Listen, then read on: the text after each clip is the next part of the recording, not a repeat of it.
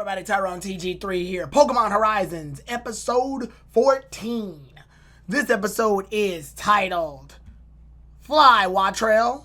That's it. I wish I was kidding. That's the episode's name. Is Fly Wattrel. And honestly, Fly Wattrel, like the Wattrel plot is important, but it's not the most important part of the episode, funny enough. The episode, and I'm just going to run this down as quickly as I can. I'm going to split it because these two things happen simultaneously, but I'll go part per part because that makes it a lot easier. Roy's plot is very simple. It goes off of the plot of the last episode, which is one of the reasons I didn't give the episode a super low score. I gave it the 7 out of 10 score because I still thought it was all right. It was a great bonding moment between the Rising Volt tacklers. And it was also an episode that does set up for this episode. Like, you can't give this episode a good score without giving the last episode something good, because without that episode, this episode can't get set up at all. So, because nothing would make sense. This episode with Roy's plot, it was simple. Continuing off the Wattrel plot, Wattrel doesn't know how to fly. It's afraid of heights. So he goes through different methods. He tries to get Wattrel to jump off of a small hill, and then he even uses Ludlow's fishing rod as like a harness situation to keep it in air without it having to fall, right? So then after all of that training is said and done, Wattrel does get some familiarity on how to fly, and then eventually it learns how to fly. By being able to join its family, it does miss Roy and Roy teaching it how to fly. So he flies back to Roy, but he can't fully master flying, so the wind current catches it up. Thankfully, Murdoch was nearby, and Murdoch gives Roy a Pokeball and has Roy capture the Wattrel via throwing the Pokeball at it. Originally, it was just to capture it to make it a part of its family, but then later on, the wind current threw off Wattrel in order to save his life. Roy ends up throwing the Pokeball in order to save it, and that's how Wattrel ends up getting caught. Really great episode for Roy. I love the fact that, yes, it's a cliche at this point, teaching the Pokemon how to do something a Pokemon should naturally be able to do. It's been done for well over 26 years at this point in Pokemon's history, and it's also one of those things where they combine that with the bird Pokemon stealing the main character's food before having to get captured. That's something that we see from Fletchling, Tailo, and all of those other Pokemon that Ash has caught in the past. So they basically combine two elements together and put them into one on Roy. Roy handled the situation really well. He thought of some very creative ideas that involved both Ludlow and Murdoch, helping him out along the way in order to capture the Wattrel. Really solid part for Roy. He ends up getting a Pokemon out of the deal. And honestly, him getting a Pokemon this early for him, because remember, he showed up 3 episodes after Liko. So him getting a Pokemon earlier and fighting a gym leader before definitely has a lot of the community having their eyes look over Liko. But I want to say I'm half and half on this. While I do understand the community's concerns for Liko's development in terms of capturing Pokemon and gaining more things as a trainer would, I will probably also say that the story hasn't really led to Liko in that light yet. I think the closest we ever got to our capturing a Pokemon was the Lechonk situation, which I'm guessing A, they didn't want her to have a Lechonk, so they just skipped over that, or B, the situation was so hasty, she didn't have a moment to really, capture it. Plus, Pokemon Horizons is one of those series that very much wants to, clamp her down on the characters having the absolute necessary the items they need in order to do anything. Like, for example, Roy didn't even have a Pokeball when Wattrel flew back to him. Murdoch had to give him a Pokeball, and then Roy then proceeded to throw said Pokeball at Wattrel in order for it to be caught. So it could be possible, and I know this is going to sound lame, Liko just doesn't have any Pokeballs. She didn't have any, so she can't really capture Lechonk right in the moment. Plus, she probably wasn't thinking about that. Her mindset was giving Sprigatito some food. Lechonk came in just having to steal the food, and Sprigatito just happened to find them in that area, and Sprigatito wound up learning Quick Attack during that moment. Overall, though, I do like Roy's half. I thought it was okay. Pretty much unoffensive. And then we move into the much darker tone, deeper half of the plot. This plot involves Spinel, which was someone who was introduced last episode, a couple episodes ago, actually. And he's a part of Team Explorers, and he's very tactical. What he ends up doing is he ends up luring Freed over to the area with the Magneton, and then afterwards he ends up doing what I'm calling sniper battle. It's where he is able to see the battle in that designated area that he lured the opponent to, and he's able to command the Pokemon via headset and the Pokemon will just listen to the commands and attack from there. And honestly, I think this is really cool. This is an element that I've never seen many villains do that often. So I am glad to see that it was done here. That's actually a really cool way to approach that situation. Having a Pokemon sniper attack and Free doesn't know where the opponent is. So it's a very cool way of coming at this. And the plan was simple. Magneton uses Zap Cannon, which is a move that normally misses a lot. But Charizard is being held by the Psychic attack by Beheem. So because Charizard can't move, it's going to get hit by the Zap Cannon. Charizard's part flying, so Zap Cannon's going to do a crap ton of damage. One thing I like that Freed wound up getting out of, though, Freed, and this was a promotional material for both the TCG and the video game, Freed was able to Terra Dark his Charizard, so now Charizard's terrestrialized into a Dark type.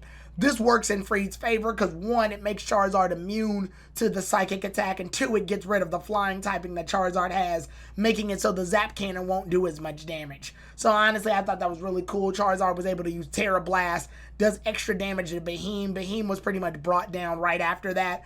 And then Spinel wanted to make sure his Pokemon were still active for the second phase of his plan, so he basically had them retreat and do the second half. He already had gathered some intel on, one, Freed's battle style, so that's good, and two, he learned what Murdoch and Liko were going to the city for.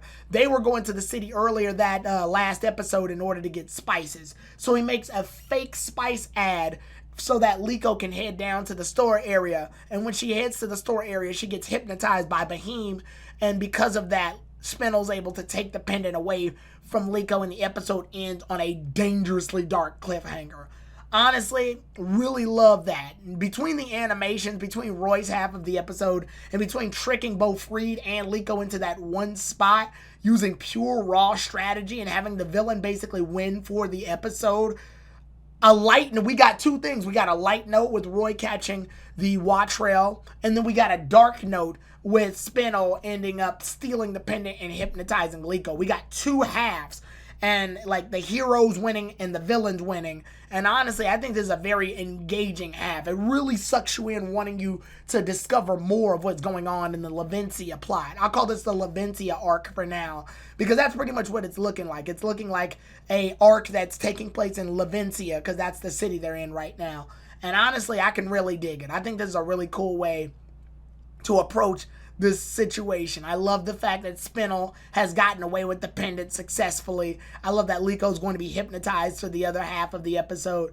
Honestly, if we can get Wattrel's ability to use the electricity and the wind currents to connect with that Magneton plot that Spinel uses, because Magneton messes up with electromagnetic waves in the air, if they can find a way to combine those two things to make it so Roy is useful for that particular situation, then that means everything comes full circle, and catching Wattrel wasn't just some random capture. It actually was pivotal to the plot. I think that would actually be really cool as well, too. Honestly, I'm digging the chain of events that are happening. Everything's connected in Pokemon Horizons, and honestly, I really do respect that type of storytelling. I like that level of pacing where nothing's really left behind. There's no real episode that has like a just random factor that's abandoned and never caught back on.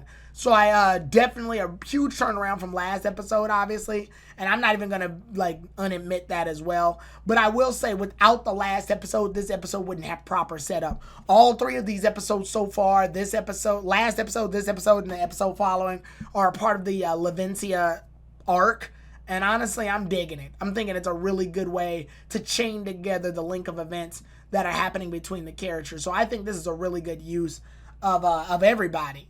And I'm really curious to see how the rest of this Lavencia plot is going to go, and how they're going to deal with the fact that Spinel has stolen that pendant. So I think that was really cool, really great element use of the characters, and a really great use of each of the elements that the villains had as well.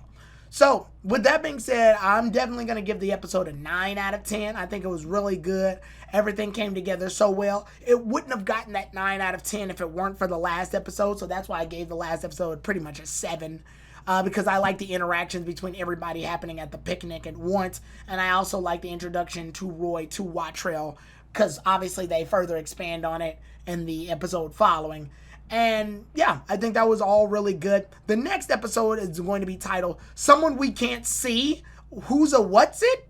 So that's going to be very interesting. And normally I don't talk about episode titles for the following episode after that.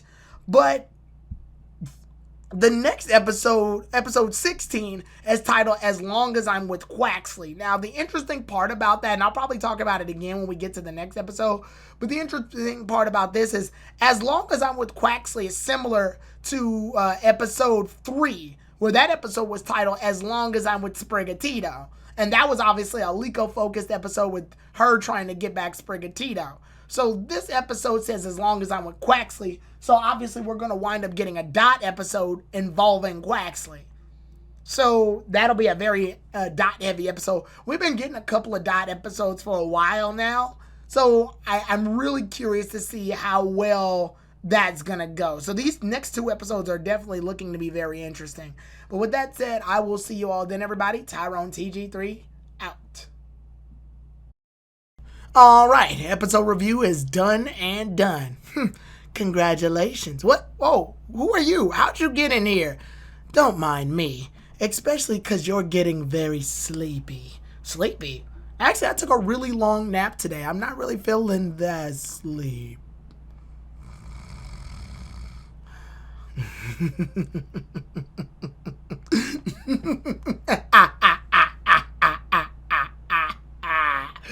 Rest easy, you pathetic fool. Because when you wake up, your entire world's going to fall apart.